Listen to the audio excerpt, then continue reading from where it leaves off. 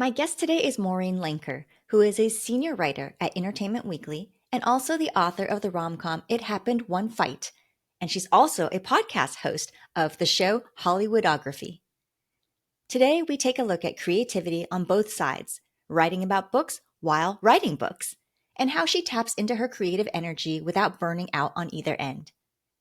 We also talk about what it's like to work at a magazine and how she pitches stories she wants to cover, how to juggle a day job and writing fiction, how the book industry has changed from her perspective as a journalist, book to film production companies, and so much more. I hope you enjoy the show. Hey, Maureen, welcome to Creative Inspired Happy.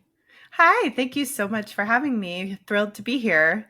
We have so much to talk about. You are such an interesting person. You are a writer, a journalist, a novelist, all sorts of things that I've already talked about. So first, I want to talk about Entertainment Weekly, because I think that's something that we don't get to hear about very much on this podcast.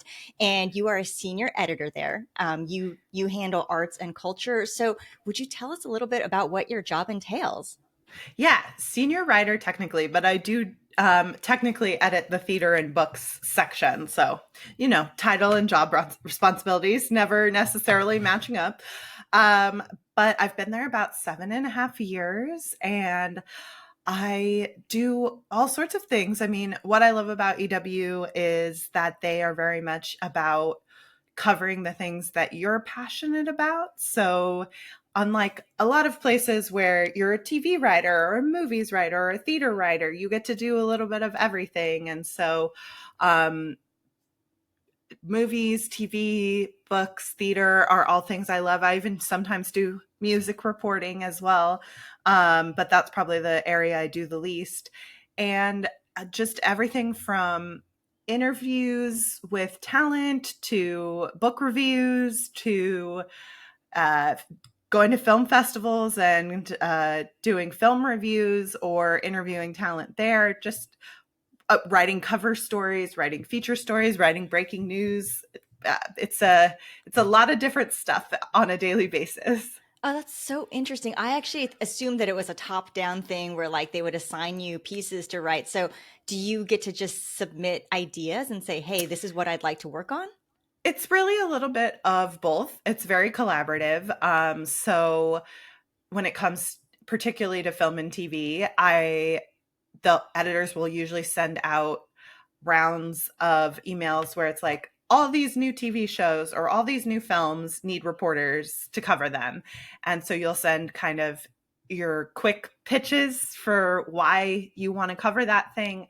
And then they will assign beats, kind of trying to divvy them up because a lot of times multiple people want the same ones. And then it's sort of a give and take. Like they will say, okay, we need 3 stories on this, or we've negotiated a cover on this movie and we're going to do that. So get ready for that. But then it's also a lot of, okay, you have this beat now, see the movie, reach out to the publicists and pitch us ideas on what you think we should be covering here. And even with something like a cover story, which is not something I'm ever negotiating, it's really up to me in my interviews as to what the angle I'm taking is and what direction I want to take the story. So, yeah, a lot of give and take there. And, sometimes there are days like this person died and you need to write an obituary, and that's a very straightforward assignment. Yeah, okay, that's really interesting to me because my only insight, my quote unquote insight, was the scene from How to Lose a Guy in 10 Days with Kate Hudson and she's pitching ideas. So that's the only insight I have into how magazines work. So that's really, really cool. Yeah, I feel like rom-coms don't necessarily always get journalism right. I mean, it's kind of, they don't really get writing right, right? I mean, like they have a Yeah, novelist sitting at a computer, any movies really, and they're there for about 2 seconds and all of a sudden it's published. So yeah, exactly. I think there's a lot about writing that is not glamorous just because it's a work at home, and you don't even have to look nice kind of thing. And it doesn't necessarily translate well into TV or film. Yeah, absolutely. If they really wanted to show it, it would be like dirty coffee cups everywhere and sweatpants and unwashed hair and all those sort of things. But that doesn't really sell a rom-com. No, it's not sexy, and being a writer is, at least in Hollywood, it's a sexy profession. Yeah, definitely for some reason. Right? Okay, so tell me a little bit, how did you get to writing in this field? Were you a journalism major in college? Did you already know you wanted to do this? No, it was rather a circuitous journey. So, well, first of all, I should say I've been an EW subscriber when we still had a print edition, RIP, since 2004. So it was always my favorite magazine. I would read it cover to cover. I would take it to high school with me in the morning and read it like before school started on lunch break and stuff. Um, and so I've always been a big fan of pop culture and writing about pop culture and fascinated by that kind of storytelling. But when I went to college, I was a double major in film and history. And I wasn't a production major. I was a critical studies major in film, which means the history and analysis of film.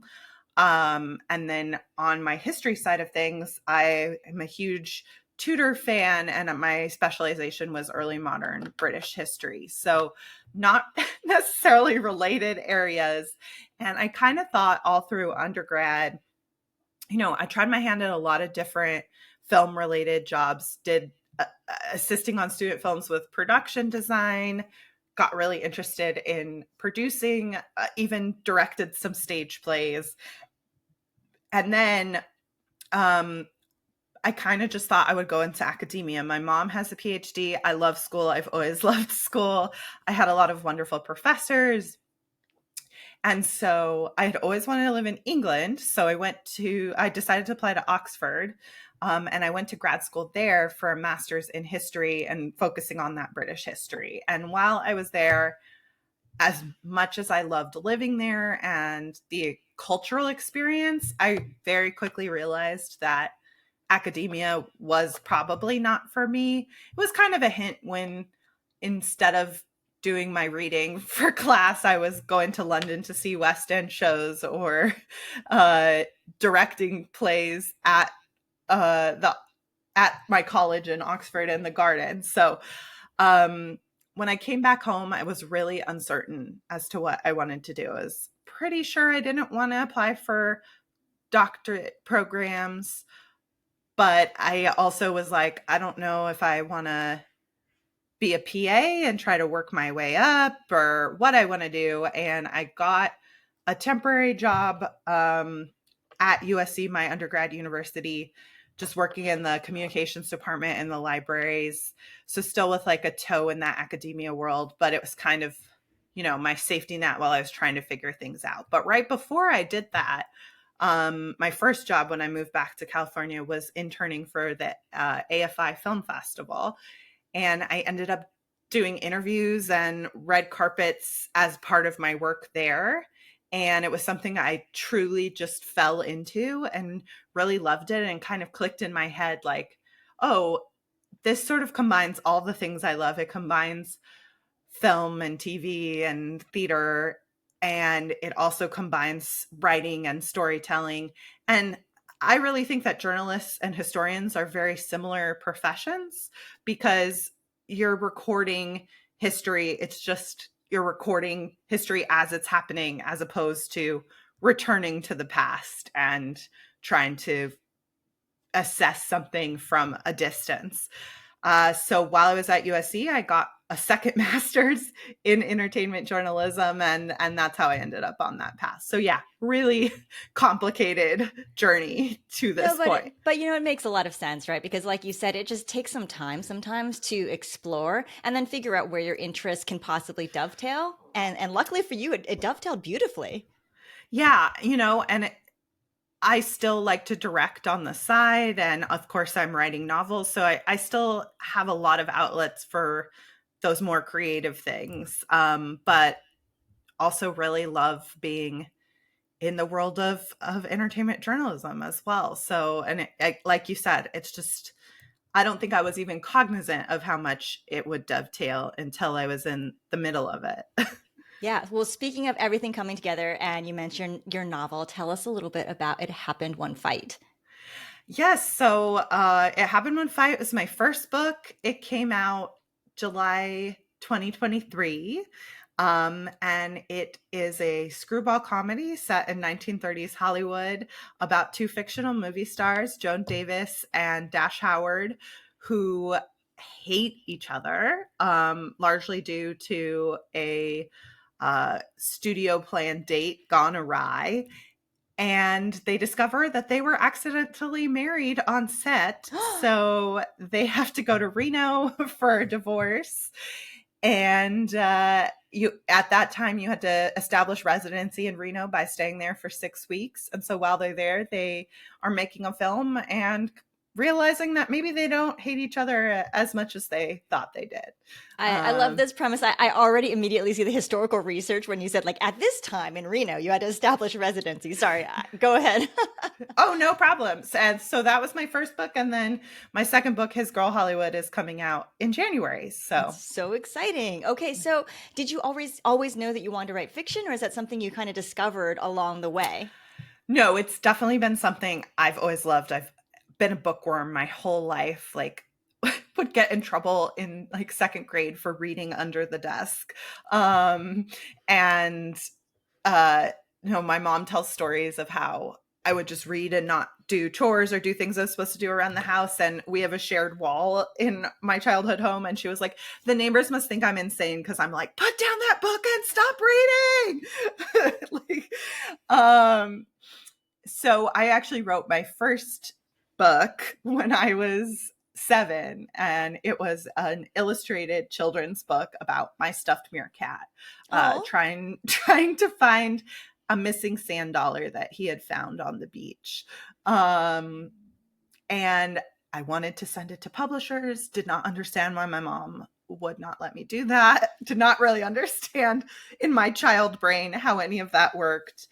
And then after that was always kind of, loved creative writing in school, would submit to the literary journal at high school, would have ideas for novels and start them and never finish them. And then it wasn't till I was really done with school, and including grad school, that I actually finished writing a book, because I was always writing papers and writing other things and didn't have a lot of time. yeah. Were you able to keep on reading for fun during all of your studies? Because I think for a lot of us, even like, so I was a Russian literature major. I could read Wow. my literature classes I mean, I also went down the path of like, I'm just going to do what I love, and then realized I don't want to be an academic. But anyway, that's an aside. But, I could read for school. But I didn't have as much time to read, I think, for fun that was not related to my studies. Oh, yeah, absolutely. I mean, during the school year, I would usually have probably a book for pleasure reading, but I would very rarely actually get to read it. And then I would just mostly try to fit in a ton of reading on the summer or holiday break, because that was the only time that I didn't have other reading obligations. And, you know, being a history major, especially, I had a lot of reading to do. So that kind of took priority. So yeah, totally get it. It's so funny though. Like, I think a lot of people think they want to be academics because they love school and they're good at being students. But the realities of the system are Hmm. really not for a lot of people.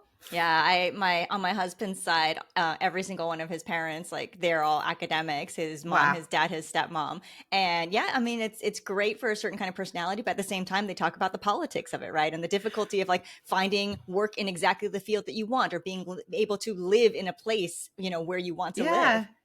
I mean, for me, the two big reasons why I decided not to pursue it were, A, I didn't want to be at the mercy of living where I could get a job. Um, I'm very close with my family, and I didn't want to have to leave the Southern California area full time. And then, like you said, the politics of it. I just decided that if I was going to have to put up with that in a job, I might as well do it in Hollywood, which was the dream all along. Academia had been sort of like, oh, this is the like less toxic, quieter place I can get a job. And like, maybe I don't have thick skin. Maybe I'm not cut out for the entertainment industry. And then after realizing, oh no, it's just the same, if not worse in academia, might as well do the thing I want to do. Yeah, it's funny how life just takes us, sometimes where you're supposed to end up, I like to think anyway. Yeah, absolutely. Okay, so your novels are actually about Hollywood and film, and I'm just curious, is it hard to write about a different form of entertainment, especially, film is so visual, to translate that into words? Um, that's a really good question. Particularly because I haven't done a ton of screenwriting, which I think is even more crucial that you're giving words that are going to be turned into something purely visual. Um, I mean, so that era of Hollywood, like the 30s through the 50s, the golden age, I have always been obsessed with. I mean, that was the majority of what I studied in school. I have been a devoted TCM viewer since I remember turning it on my TV. It's just been a part of my life always. And I'm fascinated by the stars and the history of that era. So a lot of that was already sort of innate, or things that I already had at least some familiarity with. And then in terms of writing something visual, yes and no. I mean, the nice thing about writing a novel versus a screenplay is you get lots of description and you have prose and you can put in things that make something visual. Um, and I think for me, I just wanted to echo the banter that are in so many of those classic romantic comedies that I love. So the hardest part was not so much the visual aspect as trying to find my voice within that very specific style of speaking. Yeah, and I find that like a lot of times, a lot of writers are thinking about like they even have not related to writing about Hollywood, but they have kind of a film running in their head of what they want this Yeah. story to be, and it's about trying to translate that. And I feel like one of the hardest things to capture is, like you said, that banter, the essence of whatever story you're telling that is in film captured, visually or sometimes with a score, but that we have to do just with words. Yeah, absolutely. And I think this era was a lot more similar to our own than people think. People tend to just see the films of that era, which were heavily censored, um, and think, oh, that, it was a kinder, nicer time. People didn't swear, they didn't have sex before marriage, all of these things, which is totally not true. It's an idealized portrait of life, as cinema often is today. And so it was also wanting to express that to audiences without making the book feel overtly modern, like really trying to keep the essence Mm-hmm. of that time period as well. That is really tricky. I've often thought about that with historical fiction, how a lot of the story, the mores end up being a little bit anachronistic because, and this is the opposite of what you're saying, but like, the writers end up taking too much of the modern sensibility and putting it on the past. Whereas like what you're saying is the past was actually a lot more similar and modern than we think, but you have to convey to readers, hey, no, I actually know what I'm doing. I've studied, I know this time period. This is accurate. Yeah, absolutely. I mean, I think there's certainly a fantasy element to it, right? Like people are getting things or facing consequences in a way that would maybe not be the literal reality because of sexism, racism, all sorts of things. But at the same time, I think, human beings are human beings, and our emotions and the things that we bristle against or think are wrong or unjust don't change a ton. Yeah, that makes a lot of sense.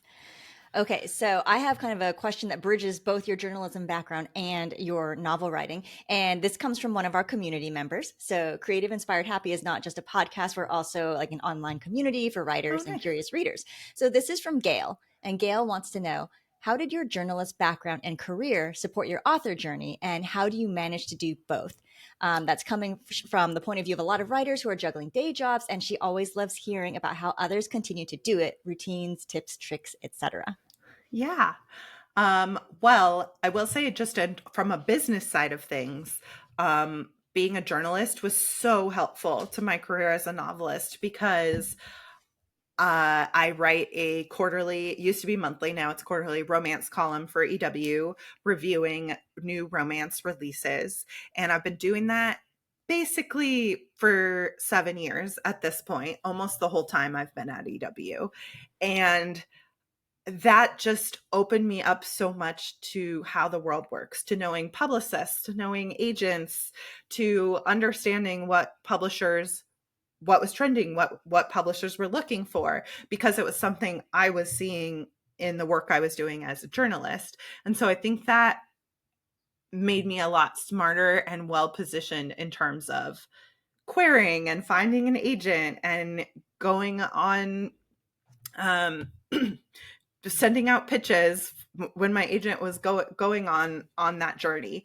It was something, it was still very hard, and I'm an extremely impatient person, but I was able to take a little bit more of a step back, having spent a good chunk of time learning the world from the journalism side of things and not from the author side of things. And I think that was super helpful and allowed me to approach it in a different way than I might have if I didn't have all of that experience.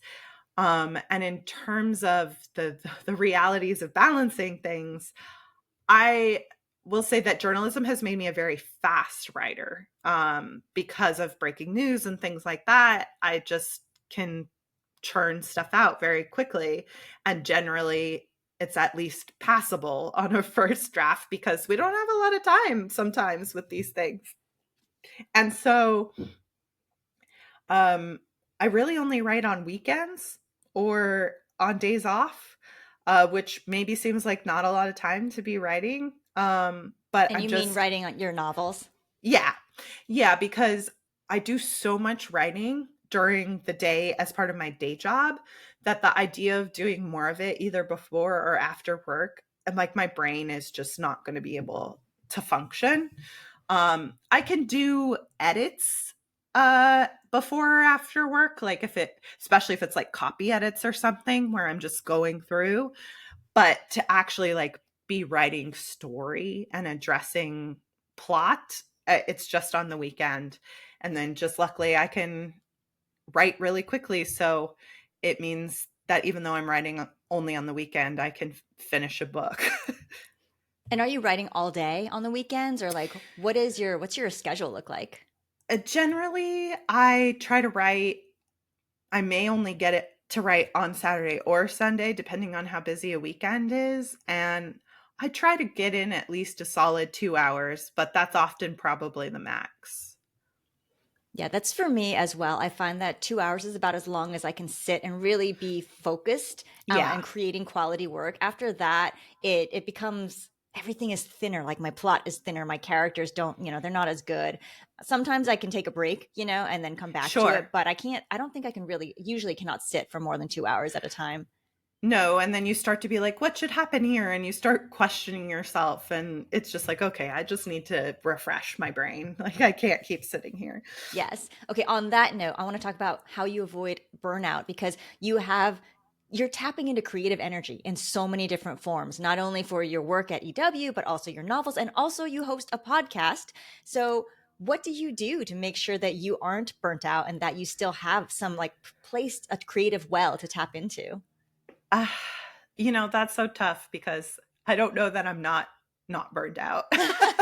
um, but I will say a big part of it is that whole, engaging with things I love. So at work, getting to cover so many things that I'm excited about and passionate about keep me excited to wake up in the morning and do my job. And the same with writing my novels. Like, I love my characters and my stories, so I'm always excited to go back to them. Honestly, less than burnout, my greatest struggle is when I really can't figure something out and I can't sort of unstick the thing in my brain that is stuck, um, and figure out like what these characters want or need.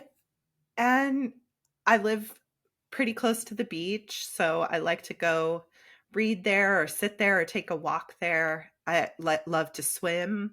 I find those things very like calming and restorative, so they really help. Yeah, I love that. I think going for walks or just doing something that isn't forcing yourself to be productive can sometimes ironically be very productive in an unexpected way. If I'm having a problem like I was talking about where I can't figure out. Like if I go swim laps or go for a walk on the beach or even take a shower, often I can figure it out. Um, Something about water that makes my brain work better. Is there a lot of water in your books? Not necessarily. I guess there's a little bit in the first book, and there's water adjacent settings. There's not necessarily like a lot of swimming or things. Yeah, I was just wondering if it's like, it goes into your subconscious, seeps in while the ideas fix themselves in your head. No, but my boyfriend calls me his sea witch because he's like, you draw your power from the water and the beach, and when I know you're getting cranky or tired, we just have to put you there, and then you can charge up. I love that. Okay, so you had mentioned, you've been doing a romance column. You've been at EW for 7+ years, and that must have given you great perspective to see how the book industry has changed. So I'm wondering, from your perspective as a journalist, what have you seen?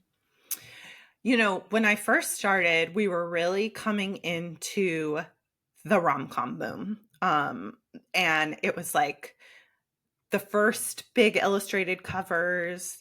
Like I would say, like right before I started, The Hating Game was super big. And I think that was one of the first big rom-coms with an illustrated cover. And then right when I was starting, it was The Wedding Date by Jasmine Guillory was coming out. And so everything started to go in that direction due to the success of those books. And so I've seen it rise, and then I think it's still very popular, but I've seen the backlash to it as well.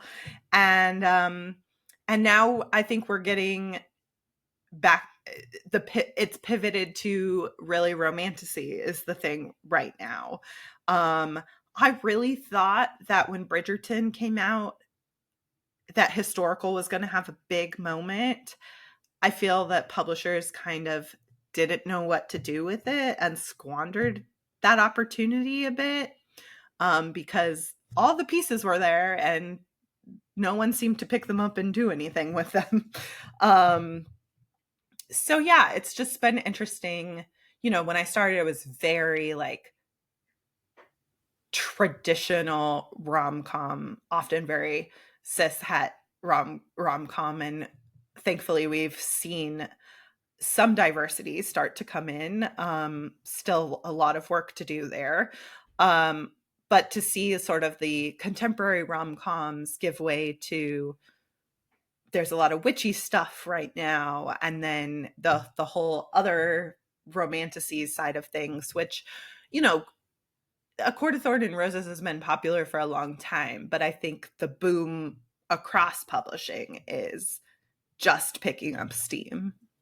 Do you think that this also reflects in Hollywood? Because I feel like rom-coms in Hollywood went away for a long time, and then they've kind of started coming back in the last few years. And it almost feels like some of them are harkening back to like the old, quote unquote, old days of rom-coms, like the Meg Ryan era, where it's a different kind of plot. And I feel like, I mean, I want to say, what was that Jennifer Lopez, Owen Wilson one recently? Oh, Marry Marry Me. Me. Yeah, that one felt Yeah. like a little bit more like an old school rom com. But we also have more complex topics now as well. So there's that new Netflix one, which I can't think. I don't know why I can't think of anyone's names, but there's Adam Brody and Kristen Bell. Oh, Nobody Wants This. Yes, yes, and that Yeah. deals with like more complicated topics. I feel. Do you feel like Hollywood is picking up on this, or is everything cyclical in all forms of entertainment? I think it's more the latter for sure. I mean, right when these rom-com novels were booming, a ton were getting optioned. And so I was really hoping that it would sort of just be a pipeline. Unfortunately, a lot of the books that have been optioned have not actually gotten out of development hell and become a movie. Um, but I think there's clearly a hunger and an appetite there for it. And people are really excited when they get it and they get it done well.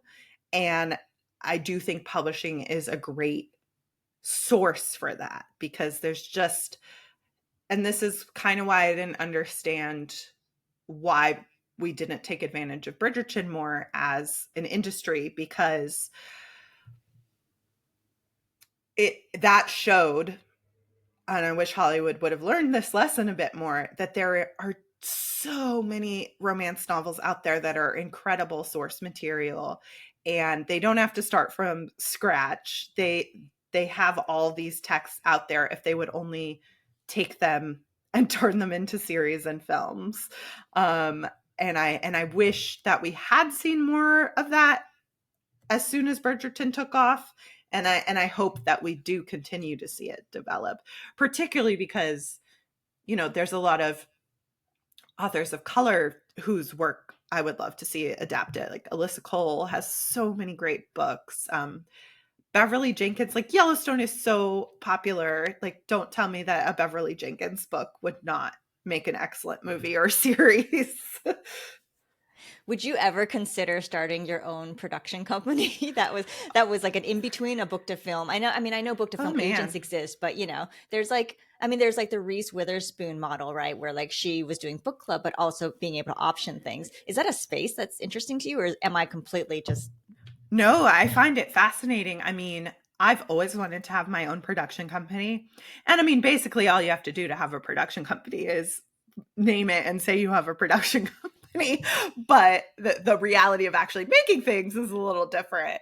Um, and there are, like you mentioned, there's Hello Sunshine, which predominantly is adapting books that they have included in their book club, or that has been particularly meaningful to Reese Witherspoon and caught her attention. And now she's doing the opposite. She just announced this week that she's writing her first book, a thriller. She's collaborating with a very well-established writer whose name is Harlan Coben. That's who it is. oh, okay? And I believe there's also Passion Flicks, which does adapt a lot of romance novels, but it's streaming and very low budget, I believe. Kind of more a step below Hallmark kind of space. And so I think there's still a real gap in the market between the Hello Sunshine, like more prestige adaptations. A lot of the books that they're actually getting across the finish line are ones that won awards or were quote unquote literary fiction. And then there's this sort of, uh, you know, lesser group of romance getting developed. And I wish that there could be something in the middle. And I would love to have the opportunity to be part of it. I don't know what the new company 831 Stories, who just published their first novel and are big romance advocates, I don't know what their plans are, but they seem like they could be poised to be a great in between space if they want to get into production. Wow, that's really fascinating. Okay, so we're almost out of time. So I want to know, besides this dream production company, which you're someday going to have and adapt all of your own novels and other wonderful novels into film or TV, what's next for you? Well, His Girl Hollywood comes out January 14th, and it is in the same world as It Happened One Fight. It is the romance of Arlene Morgan, who is a screenwriter and assistant to the heroine, Joe Davis, in the first book. She is getting her opportunity to make her directorial debut at the studio, which is very rare for women in this era. And so the book is a lot about that. And her leading man, Don Lamont, is actually her best friend and the boy next door that she was in love with growing up, who she hasn't seen in 10 years. So that's His Girl Hollywood. Um, that's the main thing. My podcast, Hollywoodography, where we go through the entire filmography of a classic Hollywood star, is currently airing its fourth season, where we're focusing on Sidney Poitier's filmography. And yeah, that's really it. I mean, you can always find my writing at ew.com. I recently covered both Telluride and the Toronto Film Festivals, so tons of reviews there for movies coming out this fall if people want to check them out. And I'm sure there'll be more where that came from. That's wonderful. Where can we pre-order your book? You can pre-order it wherever books are sold, Barnes& and Noble, Amazon, Books A Million, any of those places. If you would like a signed copy with exclusive art, you can pre-order it through the Ripped Bodice. They are doing a pre-order campaign. So Oh, fantastic. Yeah, they did a pre-order for me with art. They're so great. they're the best. I love them. I mean, there was even an article in the New York Times recently about how many romance bookstores are opening, which is fantastic, and I'm super happy about it. But the Rip Bodice paved the way, and they're still really setting the foundation here, and are who everyone should follow in the footsteps of. No, I love it. I love the space of independent bookstores growing. I still remember when we thought ebooks were going to wipe out bookstores. I'm so happy to see that all these indie bookstores have sprung up, and even like these so-called niche ones, which are really serving these voracious reading communities. Yeah, it really is. I think it shows how hungry people are for community, and that we don't want to just be alone in our house with a Kindle. Like, we want to connect to other people, and bookstores are great places for that. And I think we lost that a little bit with mega stores, and um, we're returning to it. I think even Barnes and Noble has changed a lot of their approach to things to emphasize community more in their individual stores. And I'm so happy about that. I mean, bookstores are my happy place. And whenever I go on vacation, one of the first things I do is Google what bookstores are where I'm going and try to decide what I should visit. So, and if there's a great bookstore in the airport, that's like the first stop, right? Right after security, you have to go get a book. Even if my backpack is already full of books, I obviously need a new one. Clearly, it's like I have 3 books in my backpack, but now I am in this terminal with nothing else to do. So obviously I'm going to buy another book. Exactly. Okay, well, this was so great to chat with you. Thank you so much. I hope people will find you at a bookstore, will you be doing an event at the Rip Bodice or elsewhere for a launch? Yes, I will. The launch event will be the Friday after release, January 17th. So still working on exactly what that will look like and who I'll be in conversation with, but super excited for that. Wonderful. And I will drop all of your contact places, EW, your website, etc., on the episode notes. So if anyone wants to connect with you, speaking of community of writers, they can do that. Thank you so much, Maureen. Awesome. Thank you, Evelyn. This was great. Want more writing advice and career insight? Join thousands for free at creativeinspiredhappy.com to go behind the scenes with best-selling authors and get access to our book club for writers, creativity challenges, and more. I can't wait to see you there.